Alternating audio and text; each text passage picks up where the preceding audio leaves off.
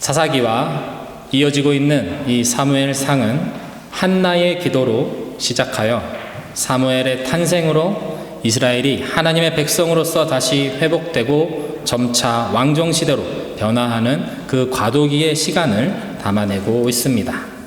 지독한 절망으로 끝난 그 사사기에 이어서 블레셋과의 전쟁에서 그 언약궤마저 빼앗기는 돌이킬 수 없는 불순종의 죄를 범한 이스라엘의 그 암울한 역사는 여전히 계속되고 있습니다. 그러나 빼앗겼던 언약궤는 스스로 블레셋 땅의 신전 한복판에서 이방신의 목을 잘라 쓰러뜨리고 그 땅을 심판함으로 여호와 하나님만이 참 하나님이시라는 것을 세상 가운데 증명했습니다. 그리고 언약궤는 멍에를 매지 않은 젖된 암송아지 2마리가 끄는 수레에 실려 이스라엘로 다시 돌아옵니다. 언약궤가 빼앗겼을 때 이스라엘은 모든 것이 끝났다고, 이제는 희망이 없다고 그렇게 생각했지만 언약궤는 스스로 이스라엘 땅으로 다시 돌아왔습니다. 더 이상 할 수 있는 것이 없다고 느낀 이가봇의 시간에 온 열방이 여호와 하나님만이 참 하나님 되심을 하나님께서 스스로 계시하신 것입니다. 보여주신 것입니다.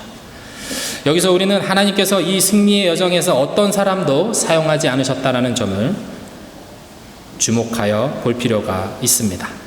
언약궤 그 자체와 암송아지 2마리만을 사용하셔서 보여주신 승리의 결과가 바로 이것입니다.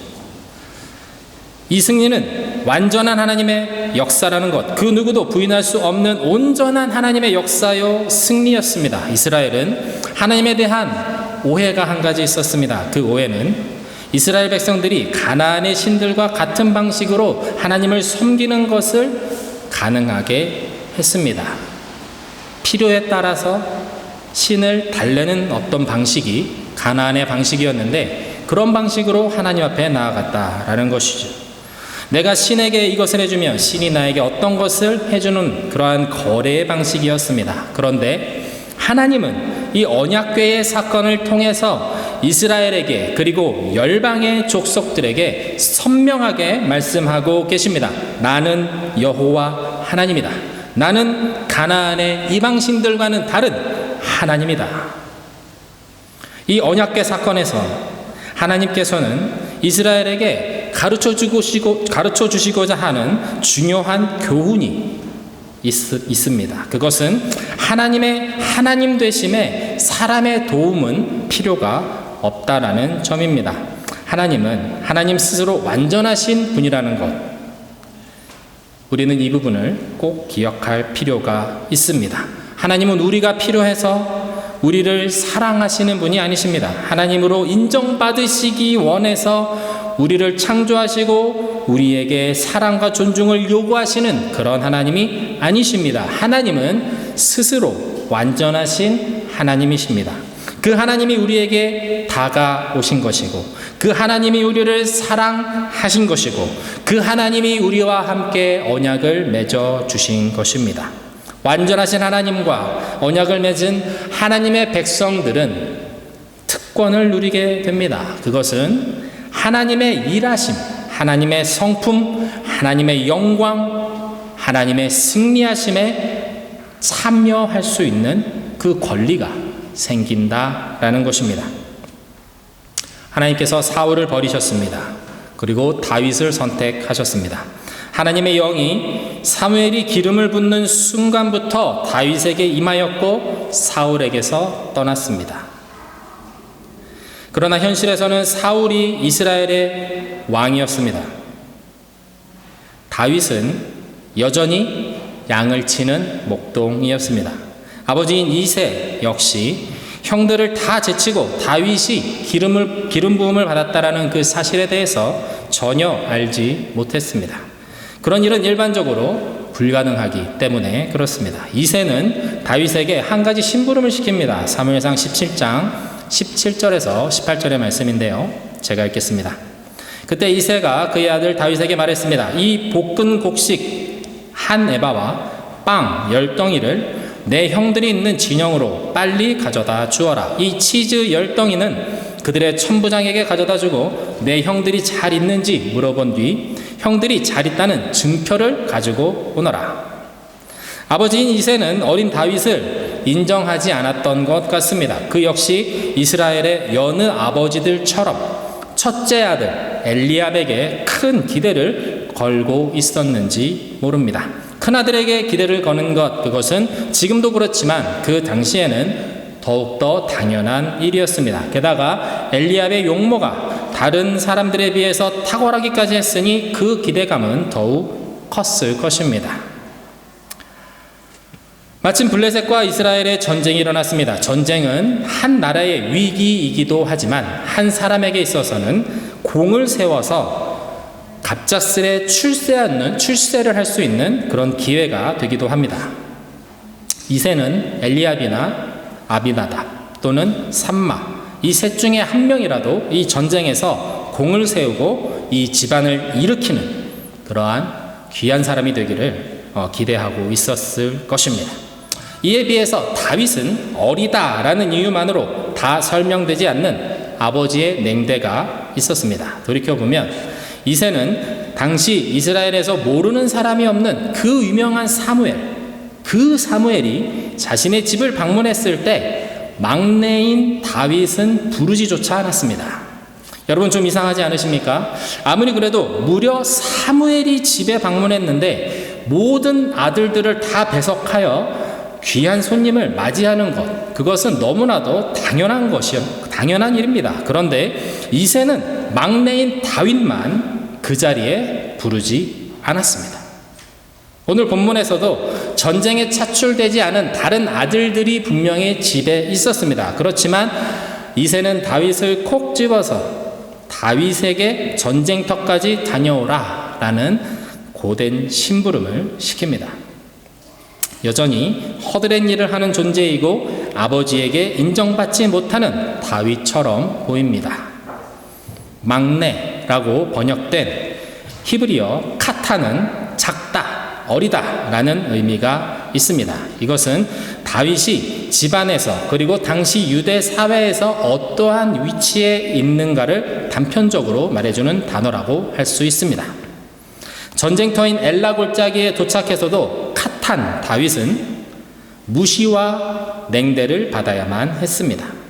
형인 엘리압이 골리앗에 대항하겠다는 다윗에게 너는 양치기야, 너는 심부름이나 하는 어린아이에 불과해 라고 다윗을 깎아 내렸습니다.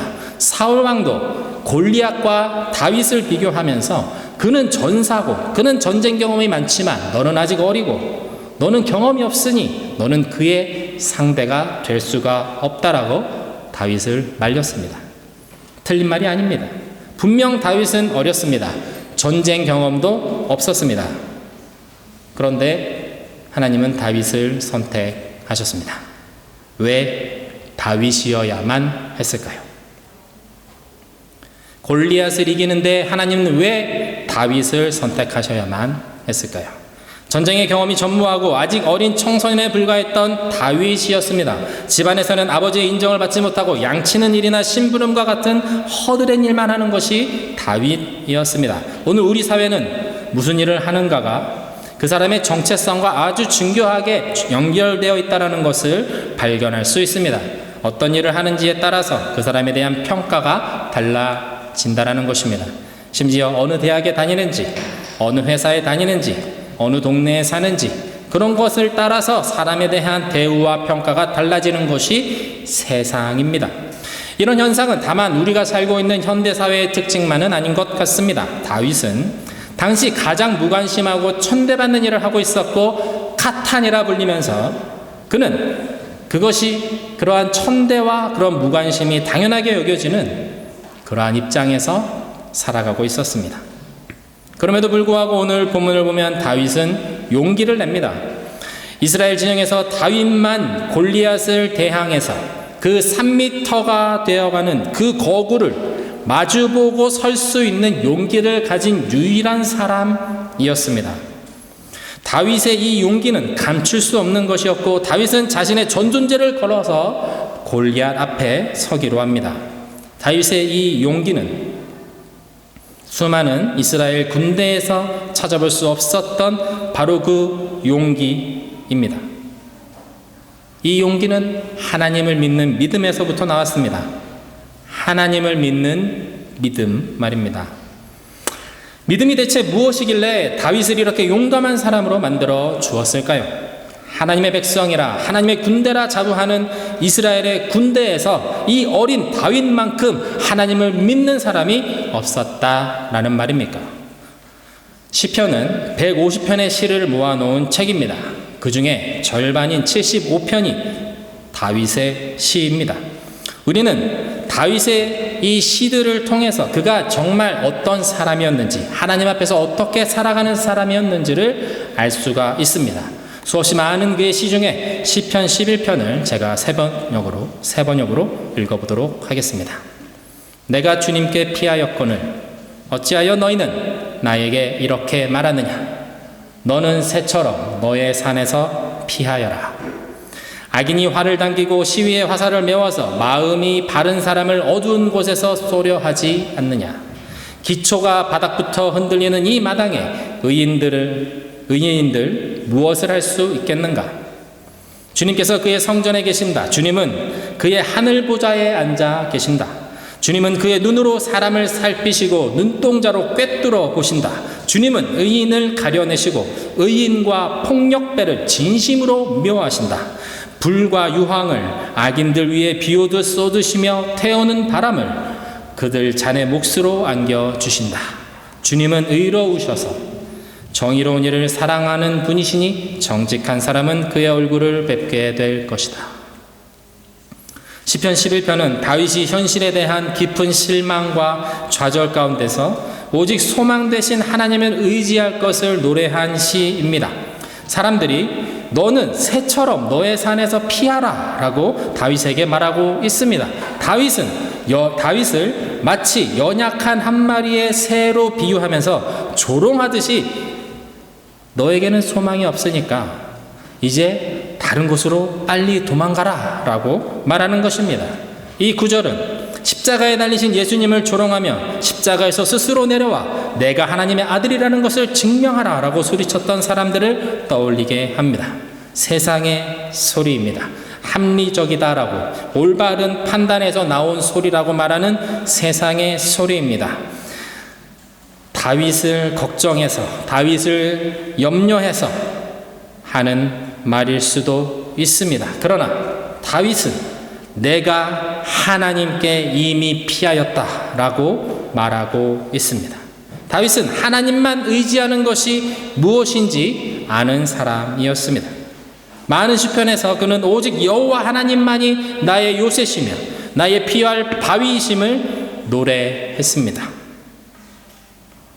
다윗이 광야에서 지은 그 유명한 시편 23편에서 여호와 하나님이 나의 목자가 되신다라고 노래하는 것은 여호와 하나님만이 나의 유일한 소망이시며 의지할 분이라는 그 고백입니다. 그러므로 내가 사망의 음침한 골짜기를 지나갈지라도 두렵지 않다고 다윗은 세상을 향해서 외치고 있는 것입니다. 다윗은 아버지인 이새와의 관계에서 이미 결핍을 경험했습니다.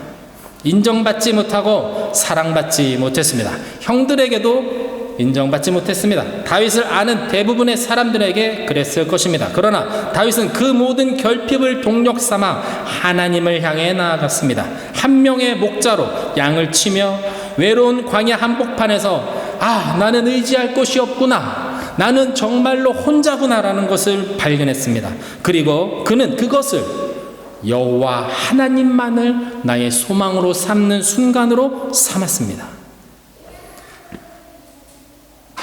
그리고 그는 그 광야에서부터 하나님을 향한 그 찬양을 멈추지 않았습니다. 사랑하는 성도 여러분, 삶이 공고하고 어려우십니까? 광야에 내던져진 것 같은 외로움에 몸서리치고 계십니까? 나를 향한 알 수 없는 공격들, 내 안에 알 수 없는 그 무력감, 그런 것으로 인해 혹시 당황스럽지 않으십니까? 지금이 바로 광야에서 목자 되신 주님을 만났던 다윗과 같이 나의 피할 바위 되시는 주님을 바라보는 그 방법, 그 주님을 온전히 신뢰하는 방법, 그것을 배울 수 있는 시간인 줄로 믿으시길 바랍니다. 내가 느끼는 허기와 허탈함, 그 모든 결핍을 모아서 다윗처럼 주님께로, 주님 한 분께로 나아가는 여러분 되시기를 주님의 이름으로 축원드립니다. 지금은 믿음은 내가 기도하니까, 내가 헌금하니까 하나님 나한테 잘해 주시겠지, 하나님 나 도와주시겠지 하는 그런 긍정의 힘이 아닙니다. 믿음은 하나님을 경험하면서 그분을 알아가는 것입니다. 우리는 이것을 관계라고 말합니다. 관계가 없는 믿음은 죽은 믿음입니다. 늘 말씀드리지만 하나님에 대한 지식은 경험적인 지식이어야 합니다. 그분을 경험하는 것입니다. 성경을 읽는 이유가 무엇입니까? 성경에서 말하는 하나님에 대해서 이러니 저러니 비교하고 분석하는 것이 아니라 그 안에서 말씀하시는 하나님을 내가 만나고 그 하나님에 대한 이해와 지식을 내 삶 가운데 살아 역사하시는 그 하나님과 연결짓기 위해서 우리는 말씀을 읽는 것입니다. 그래서 성경을 많이 읽었다고, 성경을 많이 안다고, 오늘 내가 읽어야 할 만큼 나는 그것을 해냈다고 만족하며 자랑할 수 없는 것입니다. 믿음은 들음에서 나고 들음은 그리스도의 말씀으로 말미암는다라는 이 로마서의 말씀은 단순히 성경을 많이 읽는다라는 뜻이 아닙니다. 머리가 아닌 가슴으로, 이성이 아닌 우리의 삶으로 성경을 읽고 이해하고 살아낼 수 있어야 한다라는 것입니다. 다윗의 등장은 하나님의 타임테이블에서 사울이라는 이름이 지워져 갈 때였습니다. 아직 여전히 사울이 왕으로 그 자리를 지키고 있었지만 이제부터 사울은 이스라엘의 왕의 역할보다는 다윗이라는 하나님의 마음에 합한 왕을 만들어가는데 쓰임받는 역할이 됩니다. 하나님의 각본에서 사울의 역할이 주인공에서 조연으로 바뀌는 순간이라고 할 수 있을 것입니다. 주인공인 다윗이 블레셋 최고의 장수인 골리앗을 이기면서 역사의 전면에 등장하는 것, 그것은 하나님의 놀라운 계획하심이라고밖에 설명할 수 없습니다. 그러나 이 다윗의 승리 뒤에는 블레셋의 신전에서 이미 승리하신 하나님의 언약궤의 승리가 있었습니다. 피조물이며 죄인에 불과한 인간은 그 누구도 감히 하나님의 그 승리의 영광의 자리에 참여할 수 없었습니다. 그거는 불가능합니다.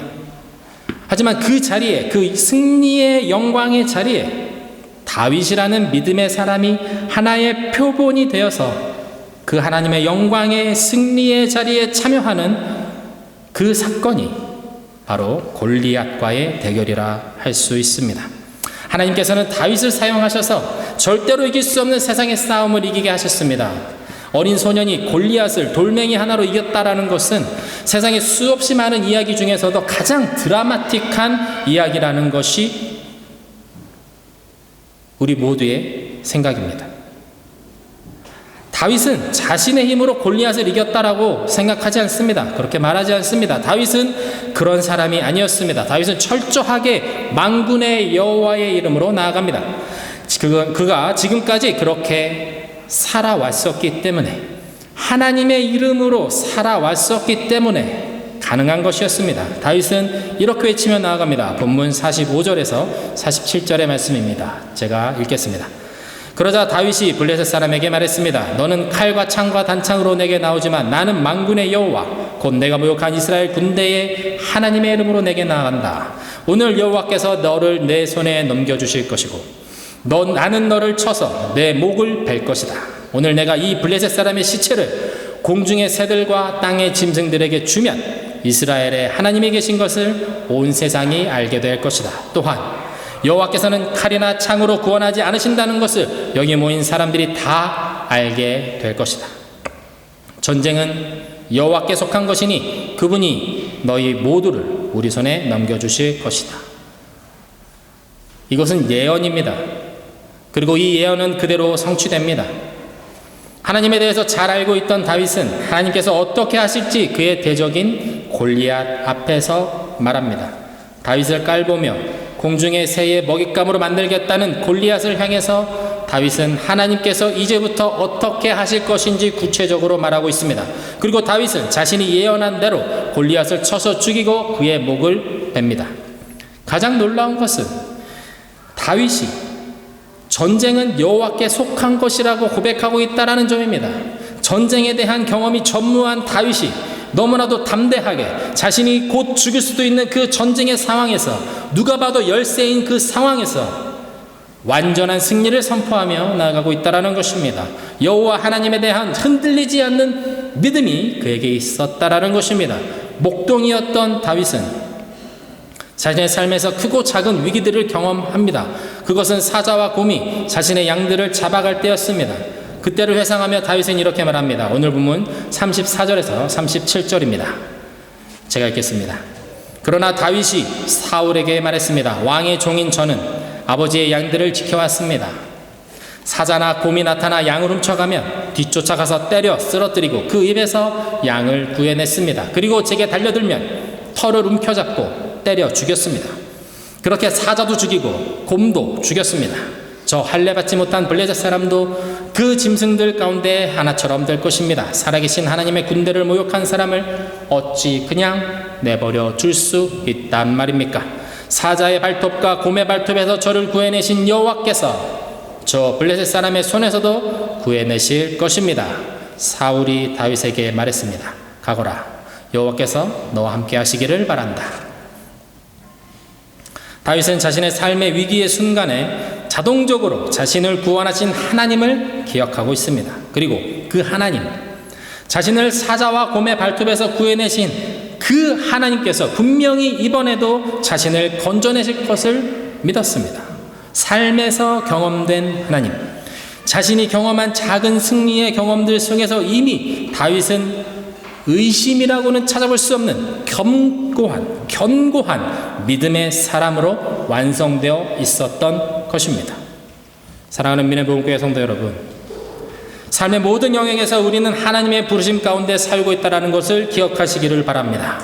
하나님은 양을 치는 목동, 카탄이라 불리며 아무도 인정하지 않고 주목하지 않는 작고 작은 다윗의 삶에 함께 하셔서 크고 작은 일에서 승리하게 하셨고 그를 구원하셨습니다. 이러한 믿음의 경험, 하나님과의 관계 속에서 만들어진 그 시간들을 통해서 다윗은 마침내 골리앗을 이길 수 있었고 결국에는 이스라엘의 왕으로까지 세워지게 되었습니다. 저는 여러분들에게 목동이 왕이 되는 믿음에 대해서 말씀드리는 것이 아닙니다. 꿈을 크게 가지고 하나님께 매달리라는 그러한 말씀을 드리는 것이 아닙니다. 믿음이 좋아도 실패합니다. 믿음의 사람이라고 해서 늘 승리하는 것만은 아닙니다. 믿음이 좋아도 암에 걸립니다. 믿음이 좋아도 정리해고 대상이 됩니다. 믿음이 좋아도 가난한 삶을 살 수 있습니다. 다윗 역시 끝까지 인간관계로 인해서 평생 고통받습니다. 그 클라이막스에 자신의 아들 압살롬의 배신이 있습니다. 왕의 자리에서 비참하게 쫓겨나 울며 야반도주를 할 수밖에 없는 그러한 극한 상황에 몰리기까지 합니다. 아름다운 여인 밧세바를 차지하기 위해서 자신의 권력을 사용해서 밧세바의 남편의 죽음을 교사하는 그러한 악한 죄를 짓기도 합니다. 믿음이 좋은 다윗, 그도 인생에서 실패합니다. 죄 가운데 무너집니다. 그러나 이 실패 가운데 다윗은 주저앉지 않습니다. 다윗은 돌이킵니다. 다윗은 하나님을 떠나지 않습니다. 그는 시와 노래를 지어 자신의 죄와 연약함을 고백하면서 하나님의 도우심을 간절히 구하는 것을 한 번도 멈추지 않았습니다. 하나님이 살아서 여전히 역사하시는 분이라는 것을 그는 알았기 때문입니다.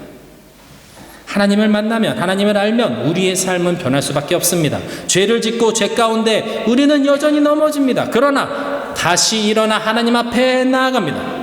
이것이 하나님을 만난 사람이 포기할 수 없는 부분입니다. 다윗의 삶이 그랬습니다. 그는 왕이 되는 것보다 하나님의 승리의 그 영광의 기쁨 안에서 살고 싶어 했습니다. 그 하나님을 누리며 살아가는 것이 다윗에게는 가장 큰 기쁨이었기 때문입니다. 여호와 하나님은 다윗의 고백대로 다윗의 목자가 되어 주셨습니다. 다윗이 어디 가든 승리하더라. 다윗이 어디 가든 승리하더라.